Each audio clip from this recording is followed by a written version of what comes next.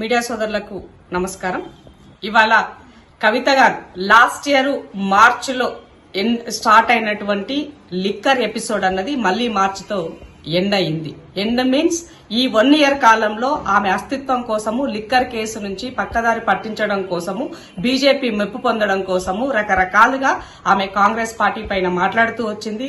ఆమె మహిళల పేరుతోటి మహిళల సెంటిమెంట్ గా తీసుకోవడం కోసము 33% రిజర్వేషన్ నుంచి మొన్నటి తెలంగాణ రాష్ట్రంలో ఉద్యోగ రిజర్వేషన్ 33 వరకు ఆమె చేస్తూ వచ్చింది. సో ఇవన్నీ కూడా ఆమెకు తెలుసు, ఆమె అస్తిత్వం కోసమే ఈ పని చేస్తున్నానని.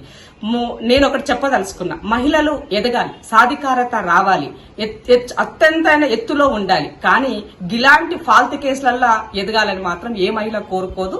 ఎవరు కూడా అలాంటి దాంట్లో లిక్కర్ కేసు లాంటి విషయంలో ఉండాలని ఎవరు అనుకోరు.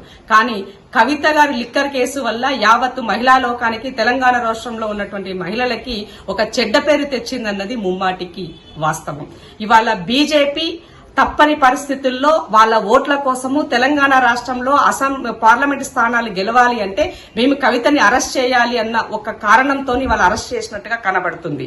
ఎందుకు ఈ మాట చెప్తున్నానంటే, మొట్టమొదటిగా కేసులో ముద్ద అయ్యే కవిత గారు. ఇవాళ సౌత్ గ్రూప్ లో ఉన్నదే ఆమె.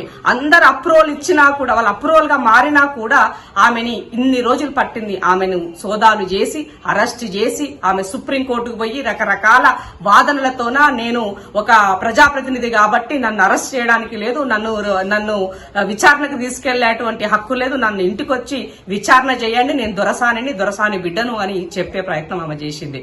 కానీ కోర్టులకు తప్పు చేసినటువంటి వాళ్లకు కర్మ ఫలితం అనుభవించాల్సిందే. అది రాచరికంలో అయినా కానీ, ప్రజాస్వామ్యంలో గాని ఎక్కడైనా కూడా తప్పుకు మూల్యం చెల్లించాల్సిందే. ఇవన్నీ తెలుసు కాబట్టే వాళ్ళ నాయన ఏం చేసిందో, ఆమెకు ఎంపీ టికెట్ కూడా ఇయ్యకుండా ఏదో రకంగా అపవాదు పాలయ్యే పరిస్థితి ఉన్నది. కాబట్టి కేసీఆర్ గారికి ఇవన్నీ తెలిసింది.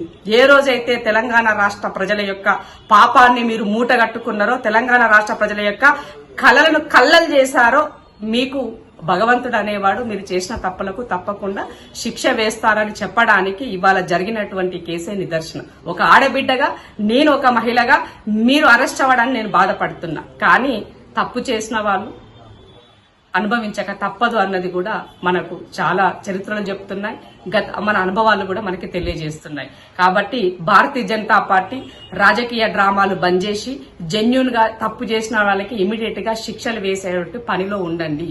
రాజకీయాల కోసం, ఓట్ల కోసం ఇవాళ ప్రలోభాలకు గురి చేసే విధంగా, మభ్యపెట్టే విధంగా మీరు రాజకీయాలు చేస్తే ప్రజలు మిమ్మల్ని క్షమించారని తెలియజేస్తున్నా. తెలంగాణ రాష్ట్రంలో మినిమం ఎంపీ స్థానాలు గెలవాలి కాబట్టి ఇవాళ కవిత గారి యొక్క అరెస్ట్ ఎపిసోడ్ అది నరేంద్ర మోదీ గారు ఇవాళ వస్తున్న సందర్భంలో మీరు తీసుకున్నారంటేనే ఇది అందరికీ కూడా పొలిటికల్ స్టంట్ గానే కనబడుతుంది. మీ డ్రామాలో మీరిద్దరు ఒకటే, బీజేపీ బీఆర్ఎస్ రెండు ఒకటే. కాబట్టి తప్పకుండా తెలంగాణ రాష్ట్ర ప్రజలు కాంగ్రెస్ వైపుకే, ప్రజాపాలన వైపు మొగ్గు చూపుతారని నమ్ముతున్నారు.